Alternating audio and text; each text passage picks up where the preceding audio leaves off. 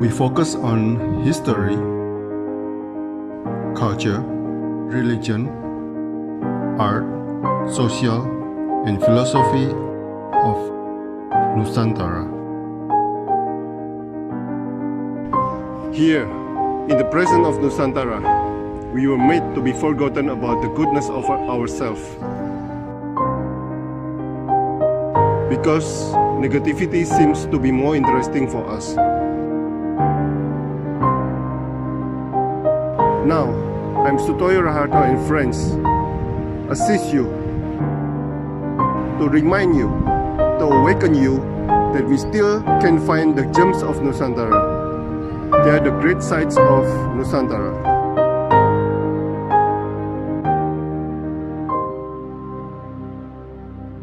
Silakan Pak Toyo. Oke. Selamat sore, Dr. Wigung Watsangka. Wow, dokter yang menjadi budayawan atau budayawan yang menjadi dokter ini.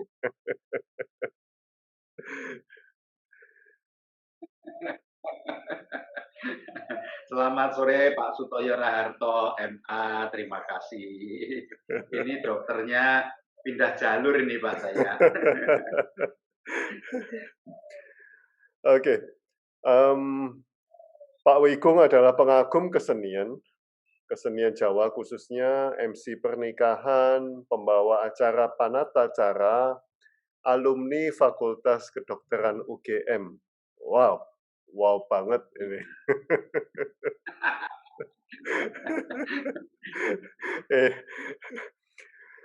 Wow, amazing Pak, amazing saya bisa bertemu dengan Bapak. Terima kasih, saya juga bersyukur. Nah, apakah Bapak juga dalang juga, Pak?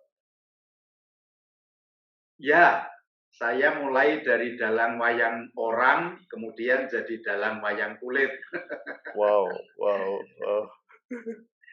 Tapi masih aktif dalangnya, Pak? Atau lebih ke pengantin sekarang? Sekarang saya lebih pada pengantin, fokus pada pengantin. Oke. Saya mulai pertanyaannya ya, Pak ya? Silahkan. Oke. Aku umur 5 tahun, mulai kecil seneng wayang.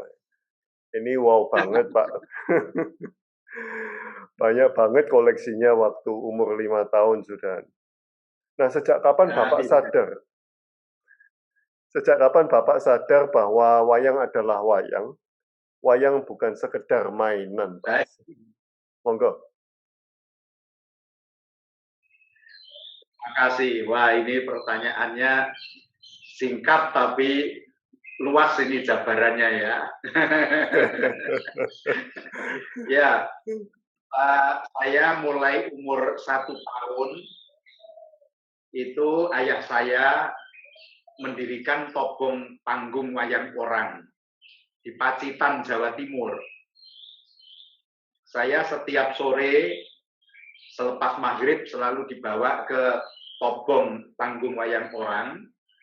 Kemudian saya di sana bisa menyaksikan, mendengar, melihat bagaimana pembagian peran, bagaimana skenario itu ditata tanpa teks. Kamu menjadi Krishna, kamu menjadi Arjuna, kamu menjadi Bima.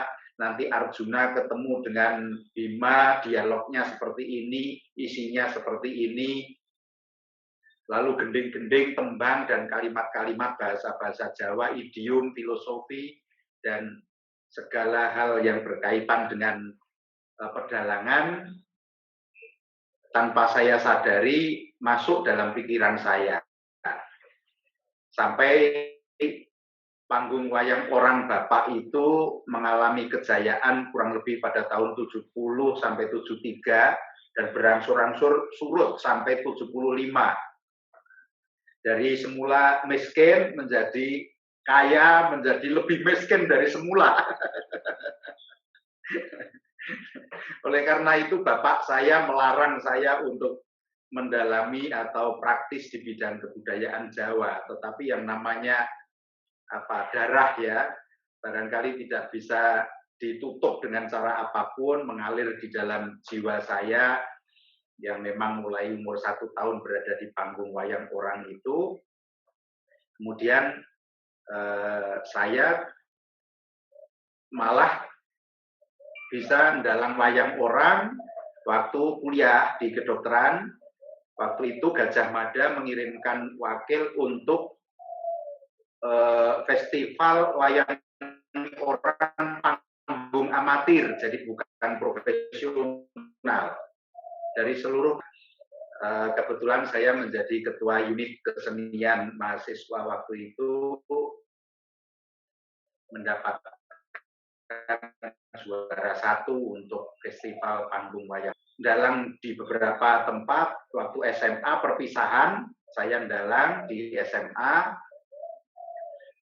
kemudian masuk kedokteran, dapat 1 semester, saya dicari guru saya SMA, yang waktu itu mau menikahkan anaknya. Saya ditunjuk harus jadi MC-nya. Waduh Pak, kalau MC manten saya enggak berani Pak. Kalau habis acara manten terus wayangan, ayo berapa malam.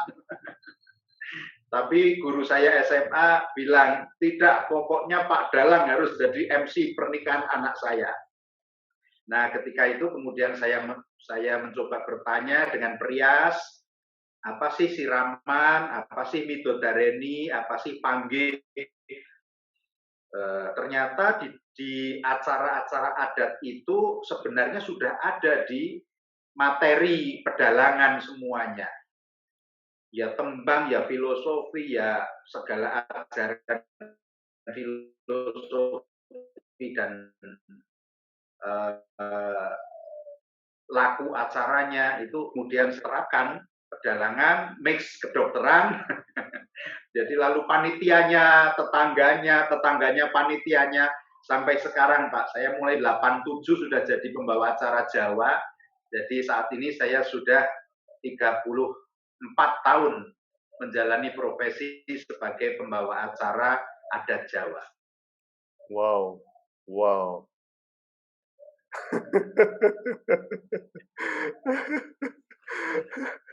Nah, Pak, berarti sejak bisa diomong sejak SMA, Pak, sudah mengerti bahwa wayang adalah wayang, Pak? Atau SMP malahan? Ya, saya kemudian sudah memahami SMP itu bahwa wayang itu tidak sekedar barang mainan, tetapi memiliki muatan untuk menyampaikan pesan, ajaran moral, contoh-contoh di dalam kehidupan, bagaimana budi pekerti yang luhur harus dilakukan. Ketika kemudian saya bisa mengamati bagaimana Pandawa Korawa dalam Mahabharata, bagaimana saya mengamati Sri Ramawijaya dengan Rahwana di dalam Ramayana, itu semua mengajarkan betapa budi pekerti luhur itu juga tidak mudah untuk ditegakkan, tetapi harus dilakukan. Bahwa kebaikan itu pasti ada musuhnya, tetapi tetap harus kita lakukan agar kita bisa menjadi orang yang memiliki dharma baik di dalam hidup kita ini. Harus dilakukan, Pak ya. Wow. Saya lanjut, Pak ya. Hayam Wuruk menjadi Krishna ya. King menjadi Kong katanya. Budaya Mataram menjadi bagian besar hidup Anda, Pak Dokter. Jika diringkas menjadi satu kalimat, apa ajaran atau filsafat budaya Mataram tersebut, Pak? Monggo, silakan, Pak. Baik, yang saya pahami bahwa ketika Panembahan Senopati atau Danang Sutawijaya memulai untuk mendirikan dinasti Mataram, dari keturunannya Ki Ageng Pemanahan dan seterusnya, kalau kita telusur sebenarnya juga ada kaitan dengan Singasari, Majapahit dan seterusnya, Demak, Pajang dan seterusnya. Nah, inti dari ajaran itu adalah memayu hayuning bawono. Kemudian ada ajaran-ajaran lain yang sesungguhnya telah hidup dari zaman-zaman kerajaan sebelumnya, bahkan kemudian juga diagem oleh Panembahan Senopati Danang Sutawijaya, tetapi memang populer pada masa atau era Hamengkubuwono I, di mana perjanjian 1755 Giyanti yang kemudian membuat dinasti Mataram ini berdiri Keraton Kasunanan Surakarta dan Keraton Kasultanan Yogyakarta. Itu Kanjeng Pangeran Mangkubumi yang kemudian bergelar Sri Sultan Hamengkubuwono I menggunakan ajaran prinsip hidup untuk budaya bekso sebenarnya, budaya tari Mataraman. Tapi ajaran itu sesungguhnya sudah ada dari Mojopahit dan seterusnya sampai berdirinya Keraton Yogyakarta, yakni sawiji, greget, sengguh, noramingko. Sawiji itu artinya fokus pada sebuah cita-cita atau keinginan. Kemudian greget itu semangat, harus memiliki kekuatan dan semangat untuk mencapainya. Kemudian sengguh itu percaya diri, tetapi tetap dalam kesantunan, dalam lembah manah andap asor anurogo. Kemudian yang terakhir noramingko, itu tidak pernah melepaskan tanggung jawab, tidak pernah berhenti sebelum tujuannya tercapai.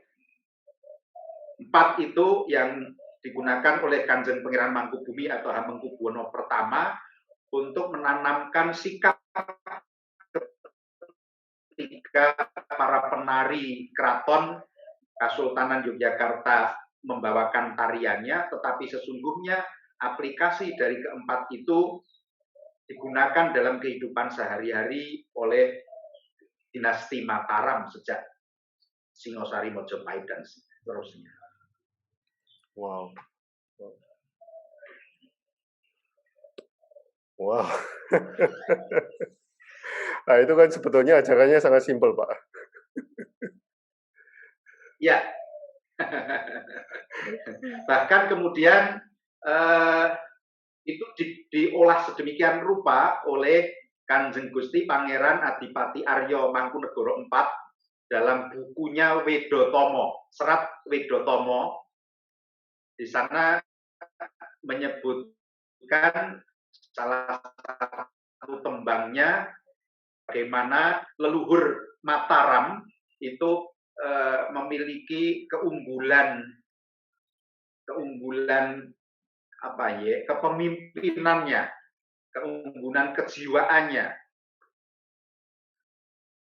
Ada pupuh sinom yang berbunyi demikian.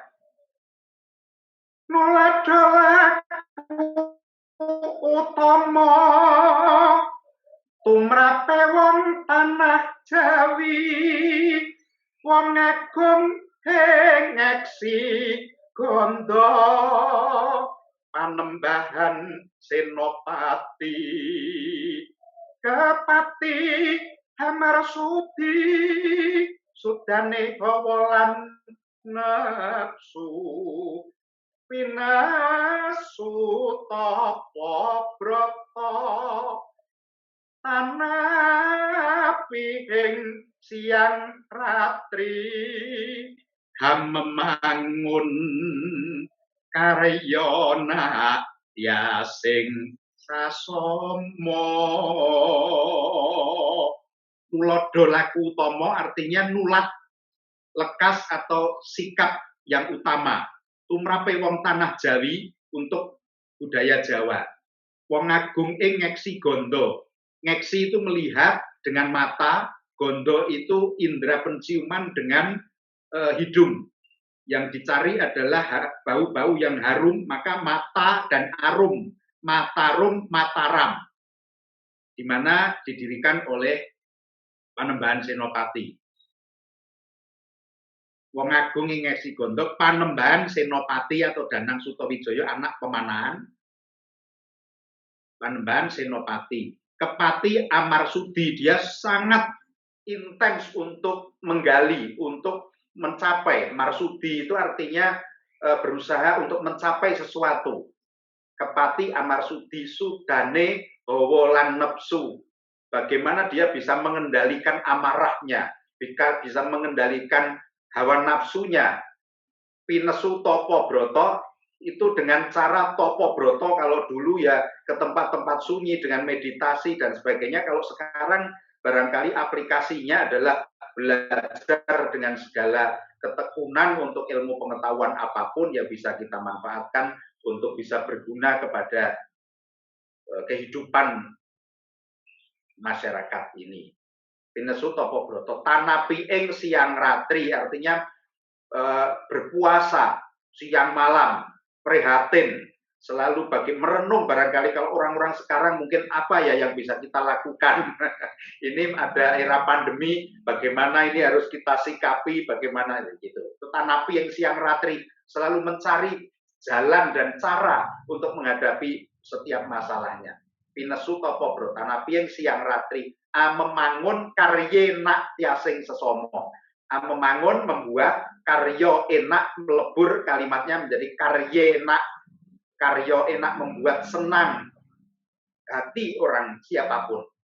Jadi itu yang diajarkan melalui Pupuh Sinom Widotomo oleh Kanjeng Gusti Pangeran Adipati Aryo Mangkunegoro keempat. Wow, wow. Intinya adalah mengendalikan diri, Pak ya. Iya. Selalu tekun untuk belajar, berusaha untuk mengendalikan diri dan membuat hidup ini bermanfaat, menyenangkan buat orang lain. Kurang lebih seperti itu. Nah ini ada teman saya juga Pak dari Jogja. Beliau juga keluarga HB Pak. Pak Hari Krisna Hadi. Iya, Sugeng Rawuh. Katanya kangen sama Jogja, sudah lama nggak balik makanya. Iya, mudah-mudahan kita segera bisa ketemu Pak di Jogja. Iya, matur nuwun Pak Prof Sutoyo panjenengan nyimak Pak. Waduh, matur nuwun Pak Hari. Iya. Oke, saya pertama, saya rasa beliau adalah pahlawan untuk Anda, Pak. Betul. Ya. Oke, aku bangga jadi anak sinden. Apa yang selalu ada di hati Pak Wigung tentang beliau, Pak? Silakan, Pak. Iya, betul. Jadi, kalau saya pikir-pikir yang akhirnya saya gunakan untuk hidup dan menghidupi keluarga ini adalah ilmu yang diberikan oleh ibu saya. Saya masih ingat ketika saya umur 3 tahun, 4 tahun, itu ibu saya mengajari tembang Asmorondono Semarangan, Pak. Asmorondono Semarangan.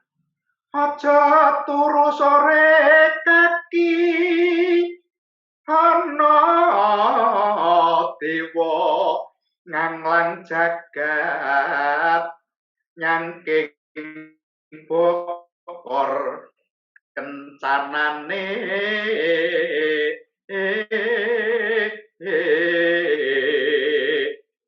isi donga tetulak sandang kelawan pangan yo iku bagianipun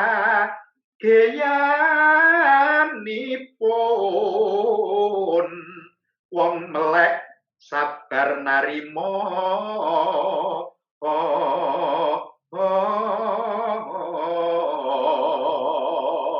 itu tembang pertama yang diajarkan oleh ibu saya.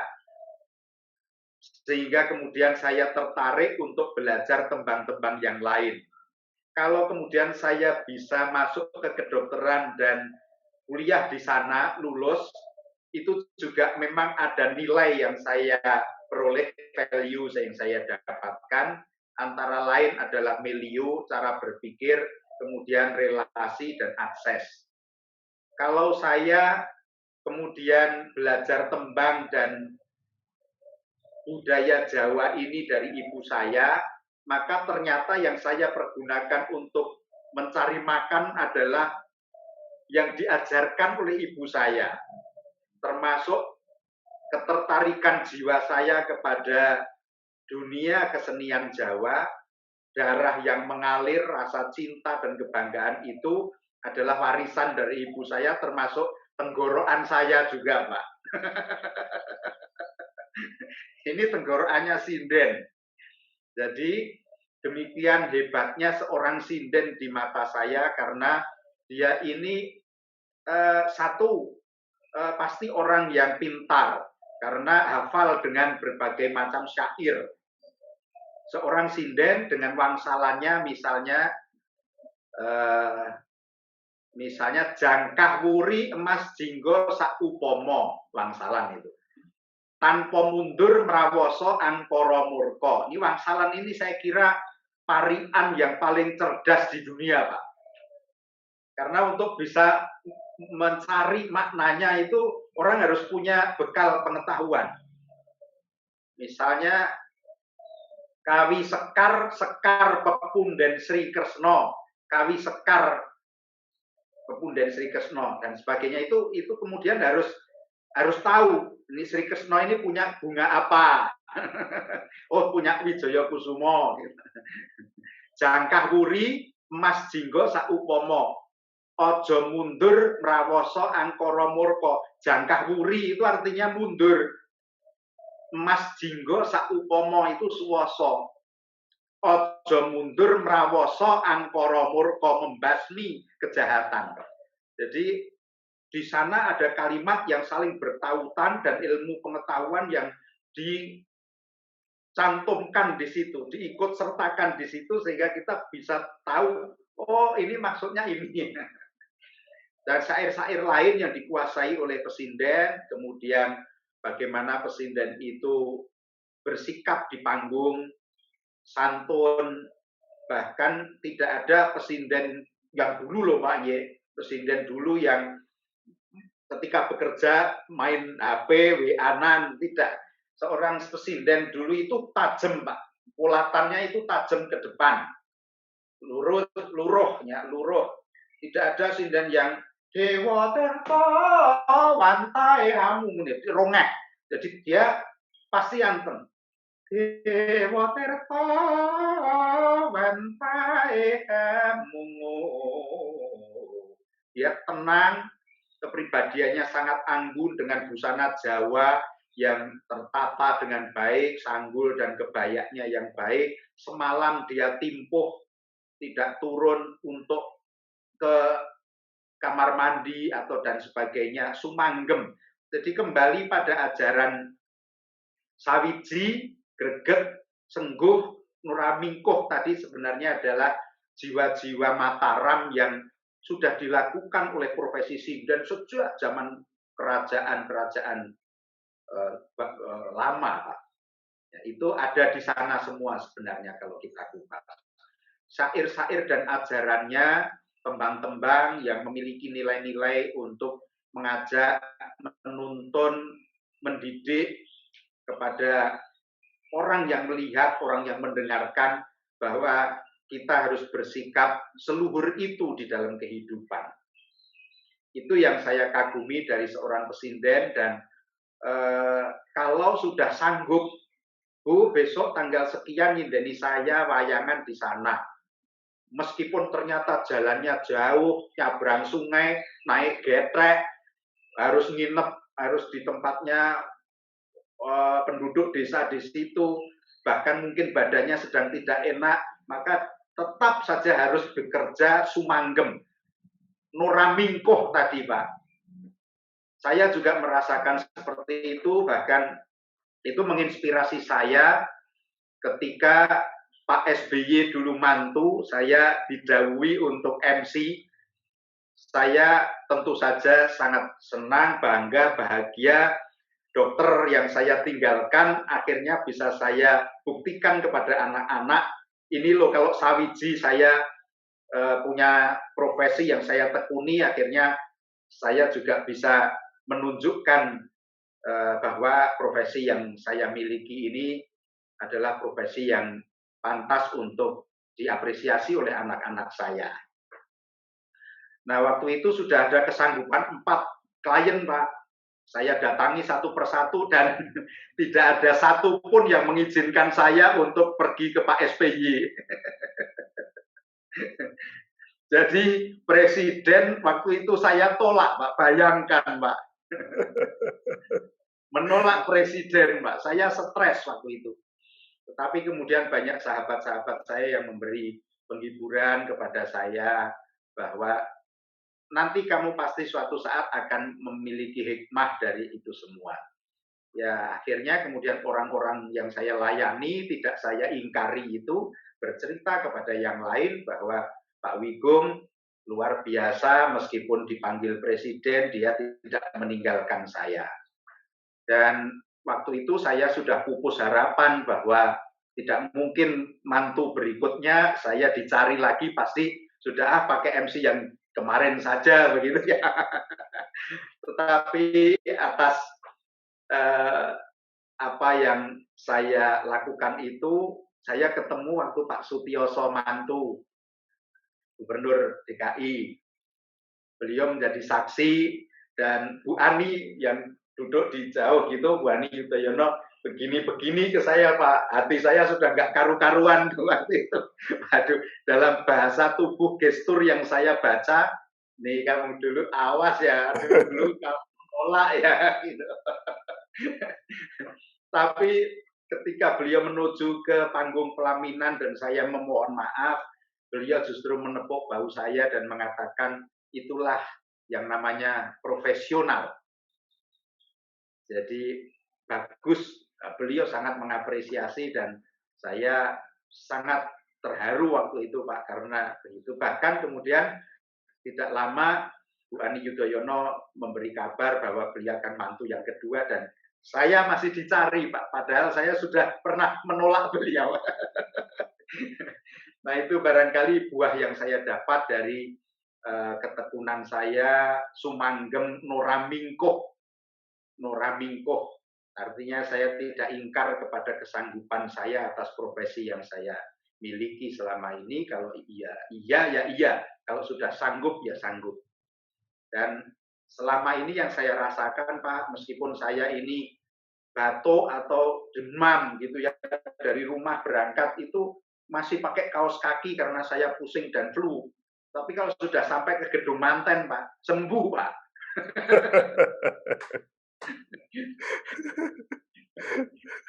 Barangkali itu cara Tuhan untuk memberi bukti bahwa Sawiji, greget, tengguh, noramingkuh itu membawa pada memayu hayuning bawono, termasuk saya menjadi hayu rahayu, selamat oleh karena pertolongan Tuhan. Wow, amazing, Pak. Menolak Pak SBY. Oke, selanjutnya, Pak, ya.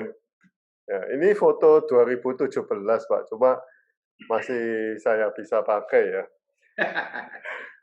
Permata hati kami, amanahmu yang tak ternilai.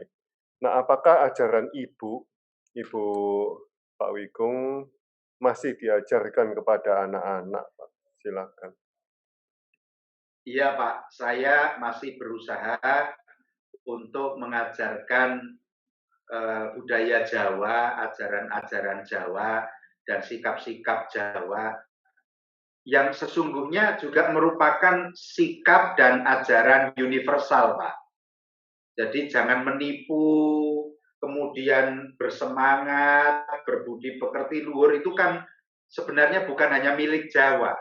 Hanya oleh karena kebetulan saya berada di milieu atau lingkungan Jawa yang kemudian saya mengenal ajaran-ajarannya melalui tembang, gending, lagu, dan sebagainya, maka kemudian saya lebih melihatnya pada proyeksi kejawaan. Tetapi bahwa selalu mengagungkan Tuhan, selalu berbuat baik kepada orang lain, karyenak tiasing sesomo, membuat orang lain gembira, tidak pernah melukai hati dan perasaan orang lain, baik dengan perkataan maupun sikap, kemudian sumanggem pada kewajiban dan apapun, itu saya tanamkan kepada anak-anak untuk bisa dipakai dalam kehidupannya sehari-hari.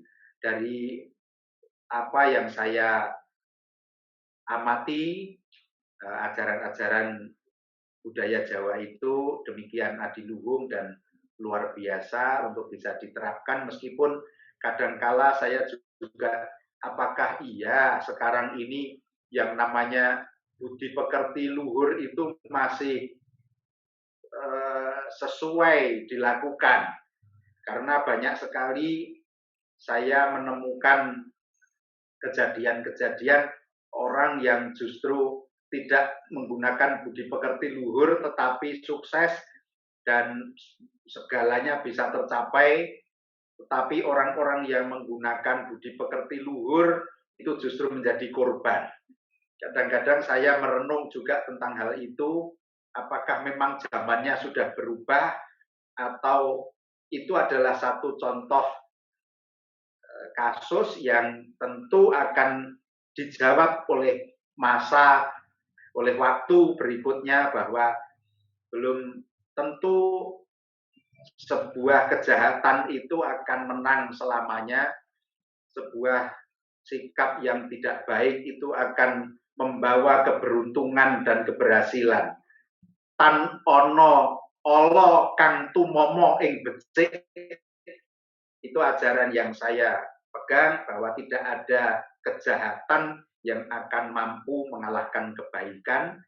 Suro diro jayaningrat lebur dining pangastuti, itu juga sebuah ajaran yang sangat populer di dalam budaya Jawa, supaya kita ini tidak lelah untuk selalu berbuat baik meskipun kita melihat ada kejahatan-kejahatan yang dilakukan orang dengan berbagai cara yang dia halalkan untuk mencapai keinginannya. Demikian, Pak. Wow, berarti masih diturunkan itu Pak ilmunya Pak. Ya, secara sedikit-sedikit saya mencoba untuk mengaplikasikan. Oke. Nah, teman-teman kalau ada yang bertanya mungkin bisa ditulis. Pertanyaan saya tinggal satu, Pak. Pak Wigung mengenal banyak tokoh daerah, tokoh nasional hingga keluarga para raja, Pak. Apa yang Bapak pelajari dari mereka sebagai para pemimpin masyarakat atau para pemimpin negeri ini, Pak? Silakan, Pak. Kalau kita cermati dari orang-orang besar, beliau ini mempunyai kapasitas emosi dan intelijensia yang luar biasa.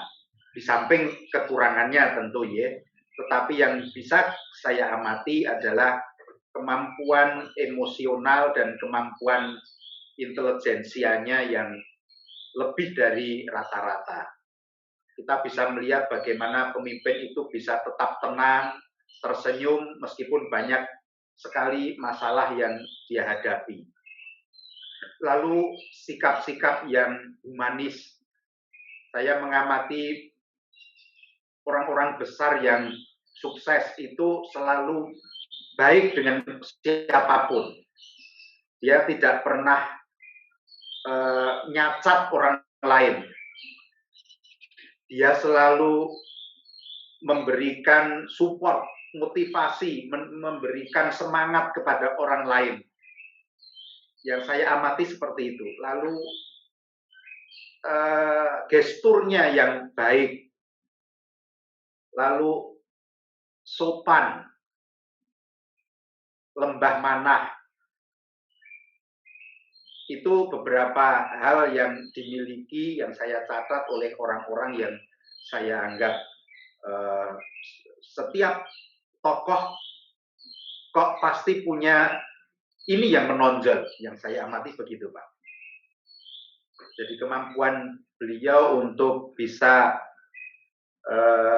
nah ini yang di Ki Hajar Dewantara itu ya, ing ngarsa sung tulodo, ing madya mangun karsa, tut wuri handayani, ini nampaknya digunakan benar oleh pemimpin-pemimpin kita. Kemudian laku Hasto Broto itu juga secara sadar atau tidak sadar dilakukan oleh pemimpin-pemimpin dan orang-orang hebat kita, Pak. Lakuning Suryo, Condro, Kartiko, Bumi, Geni, Banyu, Angin, dan Samudro.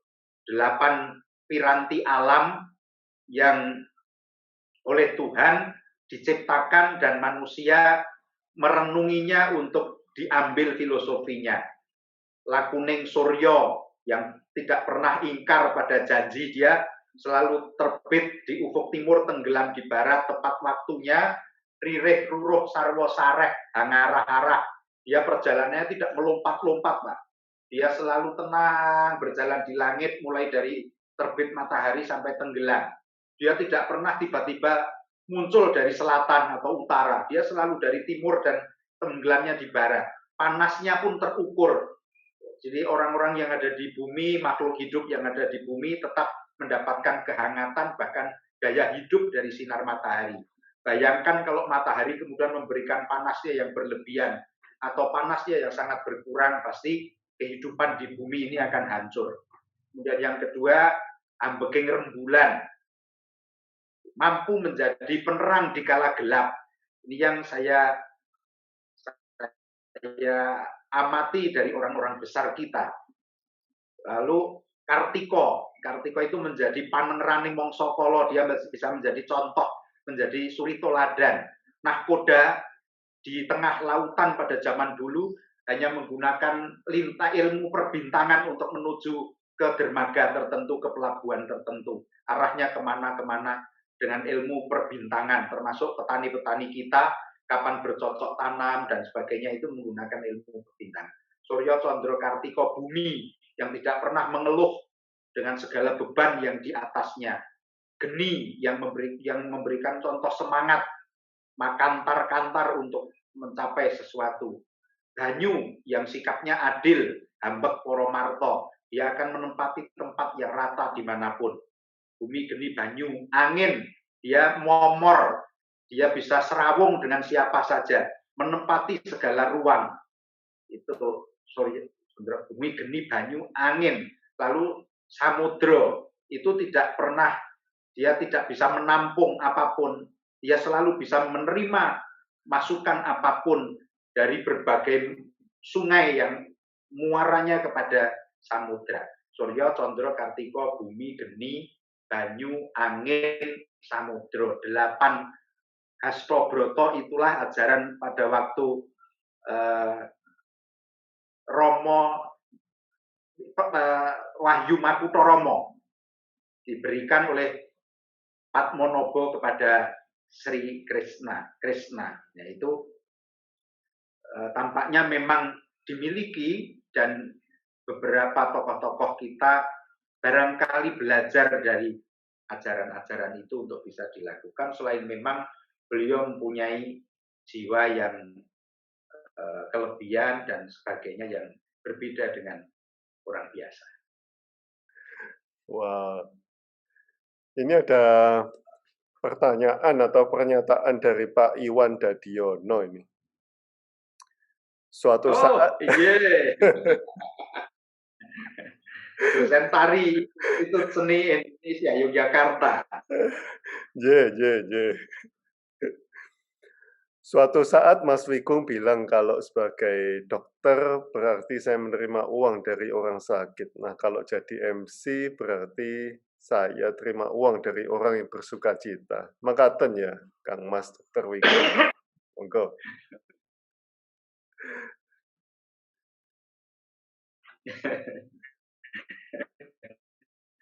Masih ingat saja. Ini beliau ini sahabat yang lalu, Pak. Saya sudah kenal dengan beliau. Ya, itu guyonan saya untuk apa, menghibur diri saya. Karena selesai, kuliah selesai, sumpah, tapi kemudian, Mas Iwan, tapi kemudian memang jadi saya ada di teman-teman saya juga kalau di WA grup seangkatan kedokteran itu, wah enak ya kamu itu senang-senang terus, nggak ketemu orang sakit, apalagi sekarang ini musim pandemi, tidak khawatir pekerjaannya tidak berhadapan dengan orang-orang yang terpapar dan sebagainya. Saya ya guyoni aja. Lah ijolan apa gimana saya jadi dokter, kamu jadi MC. Wang sinawang jadi memang hidup, tapi sesungguhnya yang paling bahagia menjadi diri kita sendiri. Ya, betul Pak, betul Pak. Ini ada pertanyaan dari Pak Hari. Monggo Pak Hari kalau mau ditanyakan. Monggo. Mas Iwan, terima kasih. Nggih, Pak Dokter, anu nggih, apa iki muncule indikator-indikator anu satria piningit. Terus pundi Pak Dokter? Oh, Mungkin, Pak. inggih, matur nuwun. Satrio Piningit itu adalah sebuah ungkapan dari harapan yang besar, karena tentu satu di antara sejumlah besar penduduk Indonesia ini akan menjadi satrio yang diharapkan bisa memimpin bangsa. Kurang lebih begitu Pak dalam asumsi atau pemikiran saya. Orang itu atau tokoh itu barangkali tidak hanya satu, tetapi banyak yang akan tumbuh menjadi pemimpin-pemimpin hebat di masa mendatang. Hanya saat ini masih belum bisa kita lihat, oleh karena itu disebut dengan piningit. Pemahaman saya, satrio itu seperti di dalam budaya Jawa adalah satri dan yo, adalah orang yang memiliki 3 keunggulan, yaitu orang yang sangat bertakwa kepada Tuhannya, orang yang bertanggung jawab kepada dirinya, dan orang yang bertanggung jawab kepada masyarakatnya. Jadi kalau seseorang itu bisa bersikap 3 itu secara sempurna, maka dia akan menjadi satrio, jiwa yang 3 kepada Tuhan, kepada dirinya sendiri, dan kepada bebrayan agung. Itulah yang diharapkan bisa muncul untuk bisa memimpin bangsa Indonesia, bangsa yang besar dan luar biasa ini potensinya, Pak. Monggo Pak Hari. Nggih, Pak, matur nuwun dan ayem iki. Ngrungokne Profesor Sutoyo nek gini nih ayem, Pak, ayem. Nuwun pangapunten kalau aku. Oke. Bertanggung jawab pada Tuhan, diri sendiri dan masyarakat, Pak. Itu conclusion-nya. Itu sebagai penutup, Pak ya. Inggih. Kalau di dalam agama Islam yang saya anut itu kan ada habluminallah dan habluminanas. Di dalam budaya Jawa masih ada satu lagi Pak, alam. Jadi kepada Tuhan, kepada sesama manusia, dan kepada seluruh alam semesta. Baik, corona ini Pak. Ya harus kita pelajari ini Pak. Oke. Terima kasih Pak Wigung atas pengetahuan yang luar biasa ini tentang budaya Mataram. Walaupun cuma mungkin 45 menit, tetapi ini rasanya sudah seperti kuliah S2 ini Pak. Waduh. Setuju, Prof. Esteller itu Pak. Ya, terima kasih Pak Wigung untuk waktunya. Kita harus jumpa di Jogja atau di Solo ini, Pak. Wow, sangat Monggo, dengan senang hati saya. langsung putus. Untuk sesi utamanya sudah lancar ya Pak ya. Ya, alhamdulillah itu.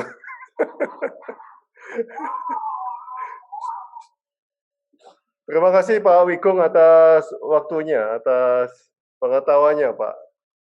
Untuk kesempatannya saya bisa berkenalan dan bertemu dengan penjenengan serta sahabat-sahabat hebat yang lainnya. Matur nuwun Pak. Sampai ketemu di Jogja, Pak. Inge, saya berharap bisa bertemu untuk bisa diskusi lagi. Sehat selalu. Sehat selalu. Rayu. Matur nuwun Mas Wigung, Rahayu, Mas Toyo, Wilujeng. teman-teman semua. Jaga Matur, kesehatan. Terima kasih Pak Iwan, Pak Hari. Pak Paul. Terima kasih.